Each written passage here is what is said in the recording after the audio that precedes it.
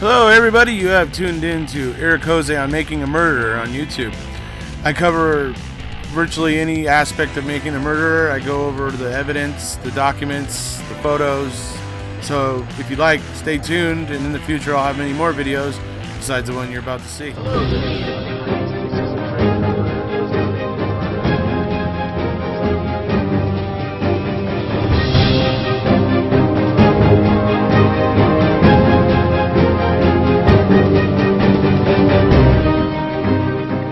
Hello there, everybody. How you doing? Okay, so here we are today, back again with more memories of MaMAThon.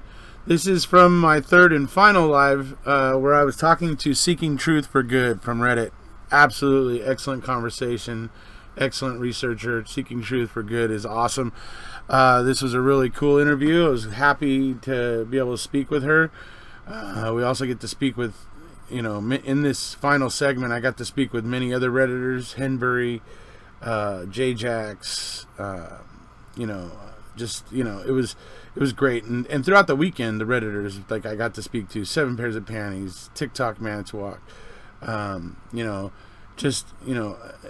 amazing number of people. Razor was over on Allie's channel, who you guys have now seen on my channel recently, and stuff like that. I mean, just phenomenal to be able to get these really, really, really monster researchers involved, in the videos, talking and sharing their knowledge with the people out there watching. So it's brilliant. So that's why I'm taking great pleasure in extracting these conversations from the lives so that, they can be viewed individually for those who wanted to listen to one particular part. So I'm just trying to make them easy to get at. So that's what we're doing here today. I'll go ahead and stop talking, and we'll get into the interview with Seeking Truth for Good. Here we go. I'm here. Okay, there we go. All right, I had to bring it through the Bluetooth speaker because it doesn't want to work through my phone speaker. All right, can everybody hear that? Say a few words for us. Say hello to the audience, if you don't mind. Hi, everyone. Sorry for my security difficulties. No worries. I have settings locked down on my computer so you can't access my camera and my microphone, and now I don't know how to unlock that. Oh, okay. All right. So, okay, everybody says they can hear just fine. Okay, great. So we'll proceed. We all have those issues at some point. I just wanted to thank you for having me on the show. It's been super fun to watch all of the different guests that you've had on and see the support for Stephen Avery and Brendan Dassey. Right. It's been awesome. It's been so much fun, and thank you. I mean, it has been, very, very, grueling in a certain aspect, but it's been a lot of fun. The payoff has been great.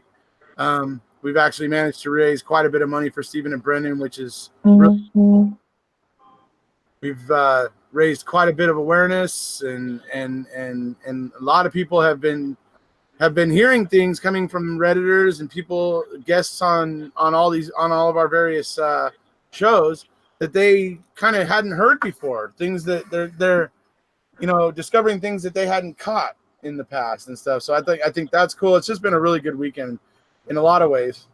So thank you, and thank you for being here. So my interest in the case started just like everyone else back in December of 2015. And after watching Making a Murderer, that was just kind of it. I couldn't sleep after watching that show.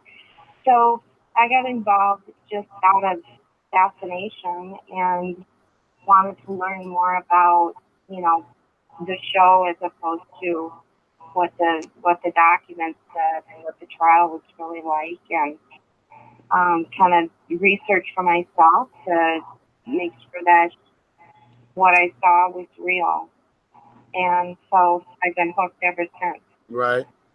I don't know if you're getting feedback. I have the headphones on, and so it's difficult for me to tell what you're hearing. Well, unfortunately, I have to take my headphones out in order to do it this way. So, because I'm actually playing you through a speaker into my microphone, and in order for you to be able to hear Jamie and stuff, I gotta have my headphones off. Otherwise, it won't all have a path.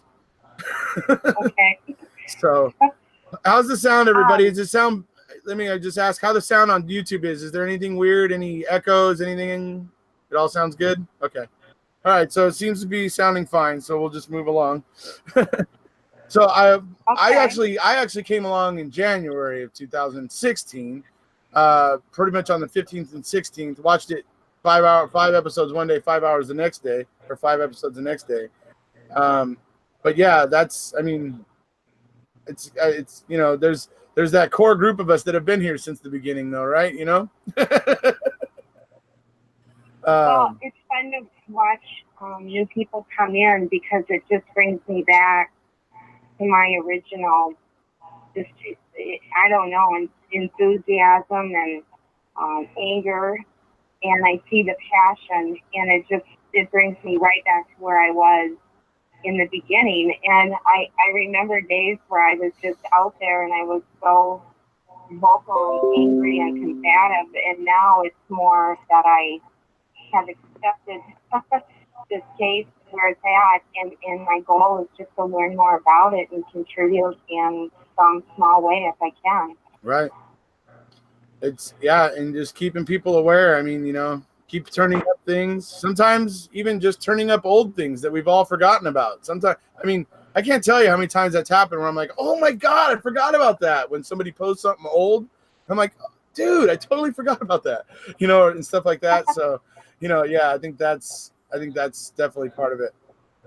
Oh, Well, J-Jax it is is here. so much information, I can't even retain everything that I've learned anymore. It just kind of goes to the back of my mind until it surfaces again as a topic. And, there's so many of us behind the scenes that are, getting Freedom of Information Act requests, sharing information, getting it out there in the public domain, however that happens, whether it's Twitter or Reddit or the Facebook group.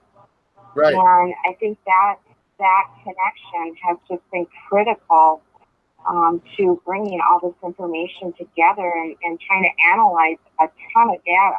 Yes. I will say the crowd sourcing of people and minds and stuff was a big, huge help in those opening 8 months or so when we had, 50,000, almost 100,000 people that were all going through all this stuff. I mean, it was good to be a noob then, because you weren't a noob very long, because there were just so many people passing things around. You got an education quick. You know what I mean? Yeah. Well, and Skip Top, I mean, that guy Yeah. is my hero. He just really was a quarterback and helped all of us come together and pull funds and go and get so many documents that launched what I think is just a huge continued interest in the case, just even from a research perspective. Yeah. Absolutely. And I also think that some of the documents that the public has obtained have really had a contribution to the case. Obviously, we won't know. We won't know until the trial matters and the appeal have ended. But a lot of those documents that hit the public domain, in some respects, have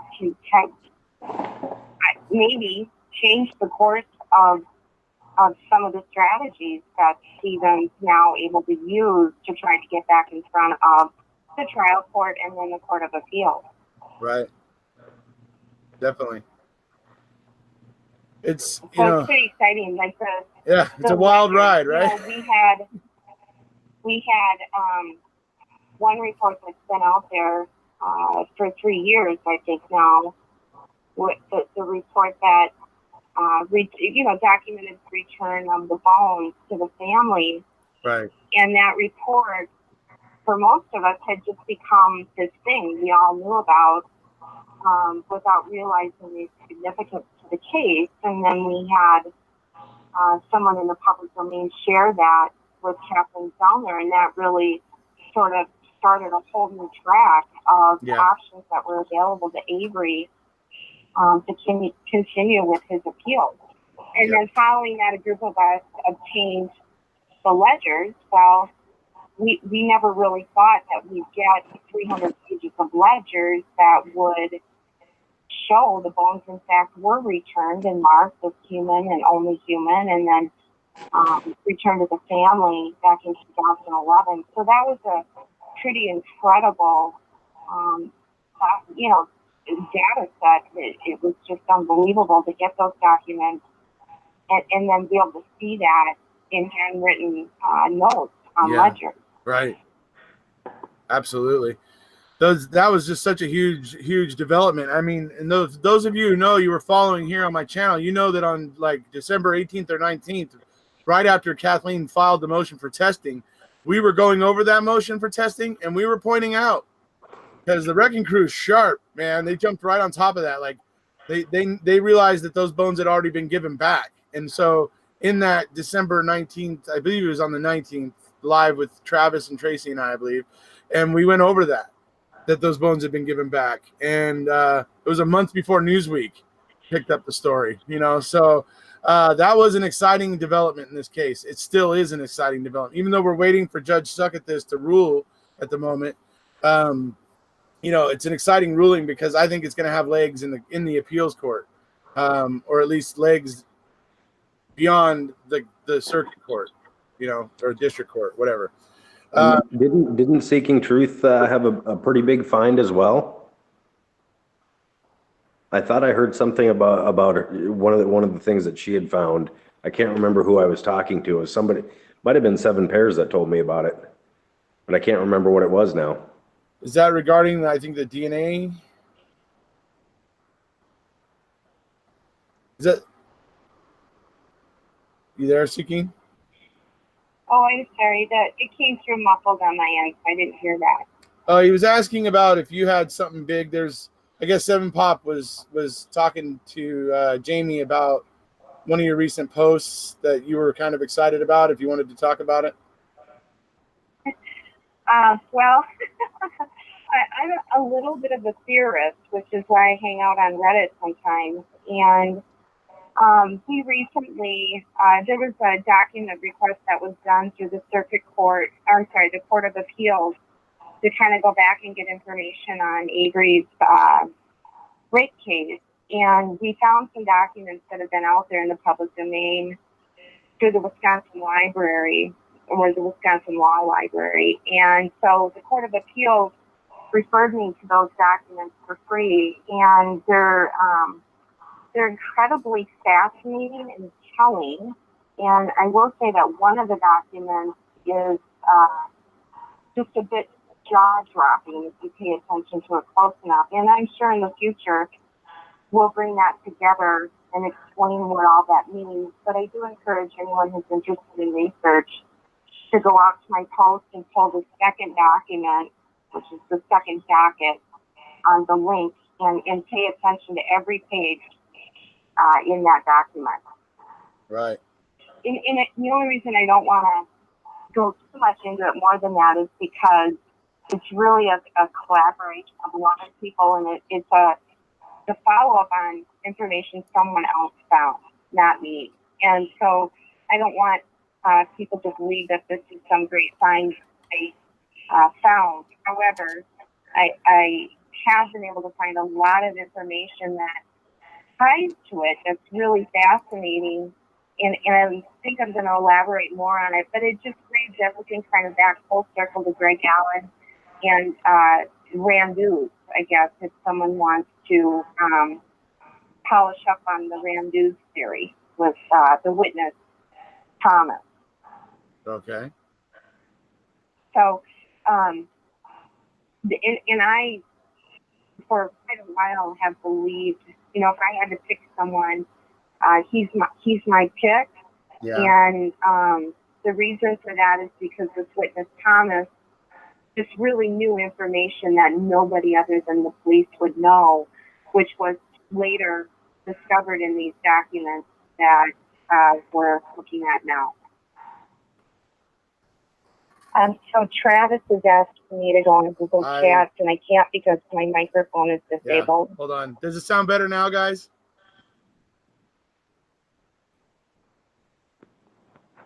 Just give me a second. I basically just moved the speaker closer. Okay. I'm sorry, guys. No worries. No worries. Good night, Diane. So that sounds better, guys. You can hear Seeking better now?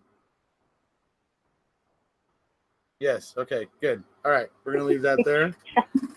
So it's just a funny thing, Erekose. It's like watching a foreign movie right now because the video isn't matching with the audio. Right. Yes. You're watching the YouTube stream, which is about probably 5 seconds behind us. Yep. That's a common thing we experience here, us YouTubers going live. Well, I'm a Redditor because apparently I'm not very fluent with technology and YouTube and Hangouts. So Yeah. Pom Pom's asking if there's a link to the subject you were just talking about. yes, there's 2 links on Reddit. If you go to my handle on Reddit, which is just Seeking Truth for Good, you'll see 2 links that are connected. And the first link discusses the 4 documents that are available through the Wisconsin Library. The second link, or the second post, discusses kind of the tie-in that I believe may be related, which we'll post in the future. But Okay. for people to really be able to understand it, you're first going to need to familiarize yourself with the 4 documents that the court gave to me. Oh, I'm sure the Wrecking Crew will have no problem with that. Docket 2. Awesome. Okay. And again, that it's a little bit of a conspiracy theory rabbit hole, if you will, but we'll follow. I know we're going to follow up with kind of some more substantial information that will tie that together and show actual circumstantial documents that really seem to provide some answers to what will be a big question for a lot of people once they understand what's going on. Stacy Seabrook says he loves reading your stuff. Oh, thank you. I love your music. I want to thank everyone who's out here. I am just such a fan of everyone who's promoting this case because I come into it from just a justice perspective, and that's my interest in the case and what happened to Stephen Avery and Brenda Dassey and Teresa too. That just tugs at my heart. So that's what really keeps me involved and determined to try to help push this forward if there's information out there and that we can assist in analyzing. Yep. And when you talk about the victim, you talk about that stuff. I mean, just to reiterate for everybody here on MaMAThon, here on my channel and pretty much on everybody who's part of this, the victims' families are not forgotten here or on any of the other host channels. And to add to that, I consider the Avery and Dassey families to, in equal measure, to be victims in this, as much as the Hallbox. And I'm not taking a thing away from the Hallbox, because I'm saying I have sympathy and compassion in equal measure for all the victims in this, and I believe that includes the Dassey and the Avery families as well. So thank you for bringing that point up, because I like to be able to talk about that every once in a while and remind people to be kind and to remember there are people in pain here, and so try to be mindful of that sort of stuff.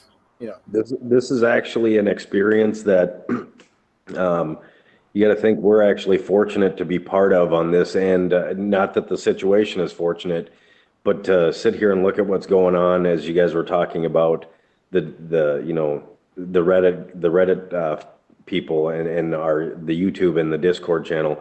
It's now just become a big family that's all sitting here fighting and researching, trying to do their best to get this to create change.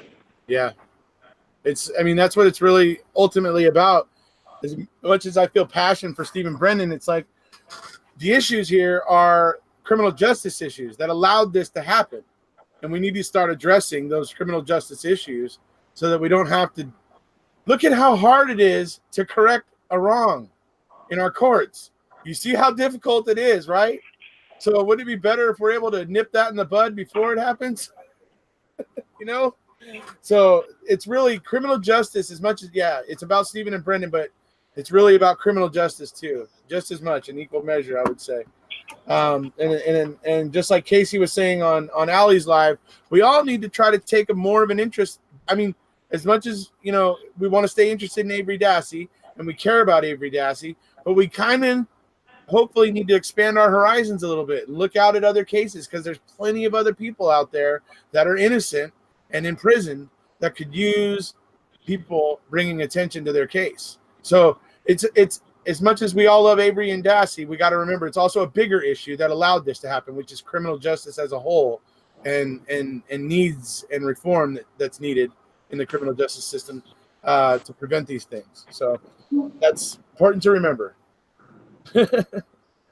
Well, and what a cool thing to have really thousands of people come together and be cheerleaders for these two. Not only cheerleaders, but put their money and time into finding information that has red flags, and then to be able to help their cases.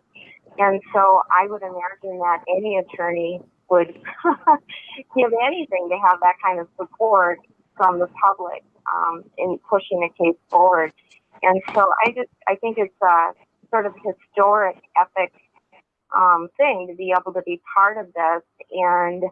But the primary reason I stay tied to it is not really that. It is Teresa Halbach, and as a female, and having a grown daughter of my own, it just I somehow connect to that, and I feel like she just was so disrespected and so degraded, and I just, that breaks my heart more than anything. And so I want to know what happened to her. And when this is all done, I hope that we're able to get some answers for her, and I hope that she has peace. Right, to get justice all the way around. Yeah, because it doesn't seem like Teresa got it either. Absolutely. To show everybody what Ziggy's talking about in chat right now, folks, let me just show everybody this real quick. This is the sticker she's talking about. I encourage everybody to maybe go over and get a couple of these. I think they're awesome. Obviously, based on Stacy's song, We All Live on Avery Road. So you guys can get yourself a bumper sticker like this if you like. Ziggy's not making any money on these. She's basically selling them at cost just because they're cool. So if you guys could go over and order a couple. She's also offering one of these free right now for the first person to donate $14. She'll send you one for free. So just wanted to show everybody that. They're really cool. I'm getting a couple myself. So anyways. Denise challenge as well. Sorry? Denise has got a challenge as well. Denise has got a challenge. I'm going to order mine tonight, so I might and send one to a friend. Is that what you're talking about? Yeah, she's going to send them a MaMAThon shirt. Oh, shirt. Oh, there you go. There you go. The MaMAThon shirts are pretty cool. They are. And don't forget, folks, that there's also the Kose Wrecking Crew Rally shirts out there. But anyways. So, to get back to, some of this stuff. So Seeking, what do you think here? I just got to ask everybody this just because it's just the hot topic right now at the moment. What do you think of the state's response regarding the bones being given back?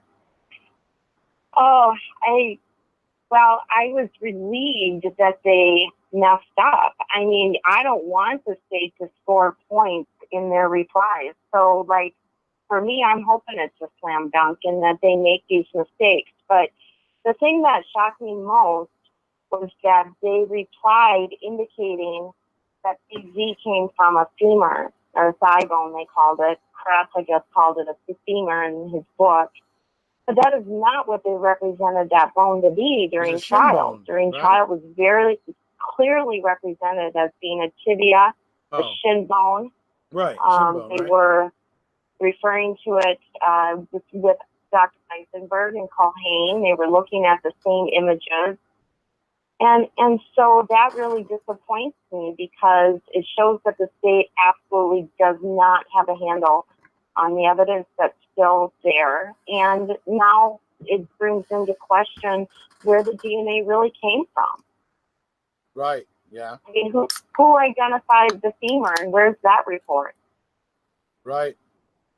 Yeah, they can't seem to keep their So story straight. That's for sure. it's just really, it's so sad, because when you look at the ledgers, I mean, it's clear that really every human bone, or only human bone, was given back to the family, with exception to very few items, which ideally would have been BZ, the DNA from BZ. I think there's maybe the tooth is still there, and 2 pieces of cranial bones, but the rest of it was returned. And so now we're left not even being able to trust what's left. And where do you go from there? Good luck on a second trial. You don't have any evidence left. And the evidence that you do have left, you can't account for where it came from. Right. Yeah. And so, and the only evidence I've never really been able to overcome is the blood in Avery's grab. And I think we actually have some answers for that within the ledgers, quite honestly, because we have swabs that were renumbered. We have blood swabs that are unaccounted for. We have just weird ins and outs related to blood swabs, and swabs that just show up out of nowhere.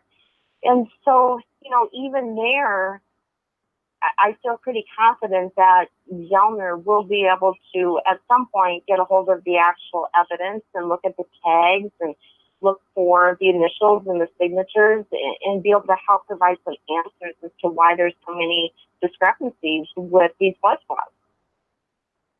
Yeah. Yeah, absolutely. And then, yeah, go ahead. well, going back to the bones, the other troubling thing is that if you just say it in the most simple terms, somebody scattered her bones over a 2-mile radius, right? If we were to just kind of put a circle around where all the bones were found, someone scattered her bones. Now, Tracy made a fantastic point. Avery was already paranoid about being framed. It's not like he's going to leave all this evidence at his home and head up for the cabin. It makes zero sense. So it seems to me that Teresa, obviously she was dismembered. Obviously it didn't happen at Stephen's place, because the forensics just don't support that. And somebody was scattering the bones. And why that didn't matter to police is really, that for me is a huge red flag, because no desire to explain that, right? Yeah.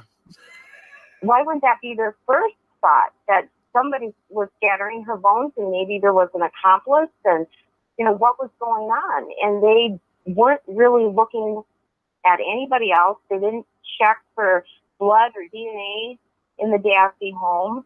And, it's really fascinating to me. I think that is a telltale sign that they knew who committed this crime. I believe that 100%. I believe they know too. Yeah. I think. Oh, go ahead. I think one crazy thing is that how guilters actually look at this and say, do you honestly think that many people in law enforcement or within their government out there, like there would be that many people tied together to actually make this happen? Well, now if you think about that statement that they make all the time, do you honestly think Stephen and Brendan could have actually made all this stuff happen? All those different burn barrels? Yeah.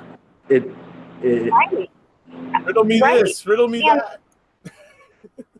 Go ahead. Well, I think the circle is small too, because you don't need 20 people to pull this off. You need 3 or 4 people who have direct access to the evidence, to the swabs. So Colleen, as an example, might get a swab that's not really the RAF swab, but she's told it is.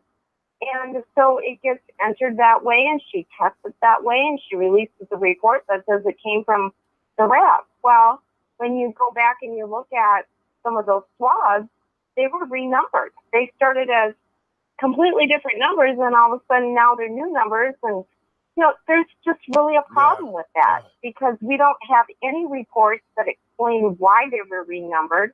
We don't have dates on the ledgers to show when they were renumbered. And it makes absolutely zero sense from a chain of custody perspective. So those, those are red flags for me that I would not know had we not obtained those ledgers. Right.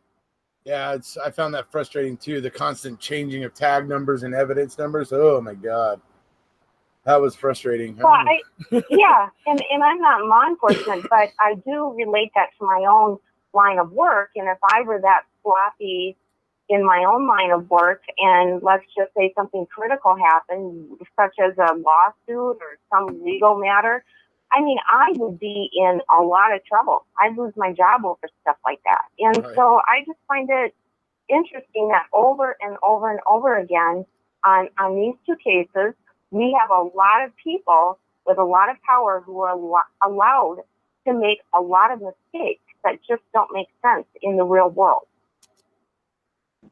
Yeah. KW made a really good comment here. His thought is that the bones came in a box and they left in a box. Yeah, I've heard that many times, and I think there may be some merit to it. Well, and I think I can understand why Teresa's family would want to bury, to shoot their baby girl. But absolutely. On the other hand, when we look at this, really law enforcement only held on to her remains for 4 years, and Avery's appeals was still pending.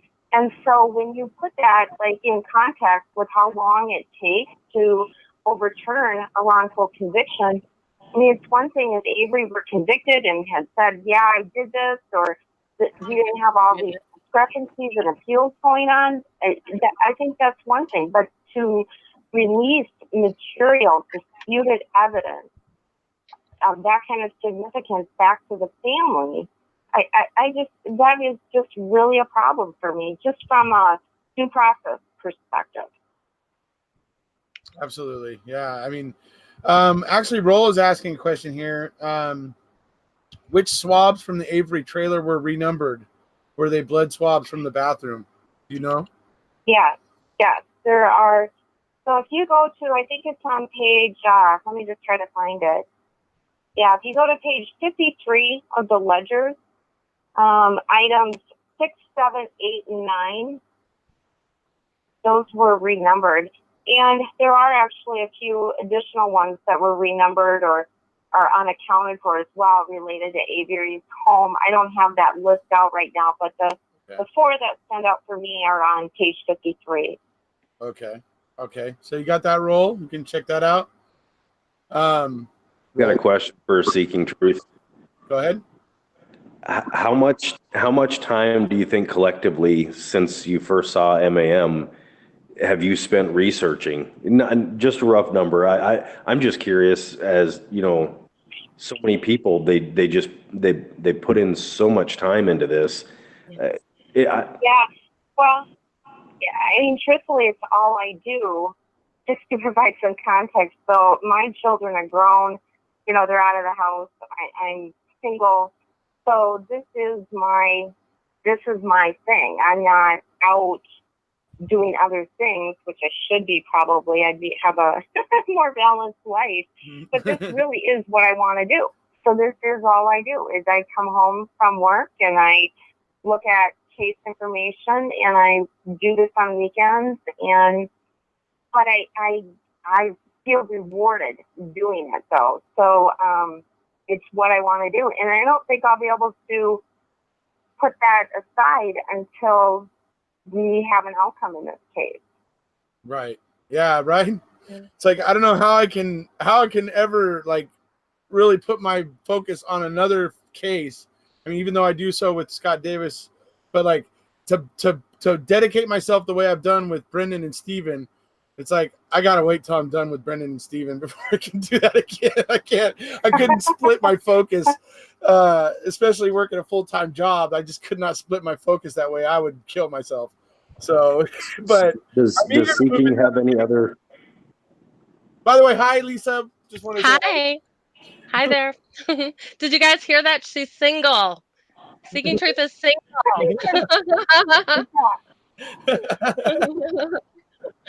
There you go.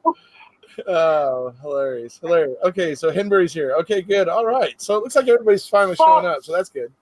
So how you doing, Lisa? I'm so excited.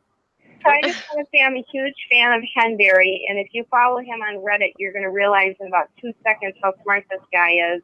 Right. So He's going to be on here. I'm going to jump off and let Henbury take over if that's okay. Okay, well, Henbury's going to be after Brandon Maddox, which Brandon Maddox is going to be after Lisa here, but look forward to it. We are going to get to it. You will be able to see Henbury and J-Jax. So if you like J-Jax, we'll also be speaking with him as well. So How exciting. Okay. All right. It's been a pleasure speaking with you, right. Seeking Truth. Thank you for coming and being part of it. Thank you. I appreciate it. All right. Bye-bye. Bye-bye. All right. So that was my little chat with Seeking Truth for Good there. Hope you guys enjoyed that. Also, big thanks to Sam William Henry 582, or Jamie Hart, as some of you may know him. I asked him to hang out with me during my last live segment, and he gladly did so, and it was great. It was great to have him there. I love Jamie, or like I said, as some of you may know him better, Sam William Henry 582 on Discord. Anyway, so big thanks to him and everybody else, but you know, it was absolutely great getting to talk to people like Seeking Truth for Good, and obviously look forward to being able to talk to some more of them in the future. I'm hoping to be able to possibly maybe have a little chat with Case File Reviewer and Rookie at some point.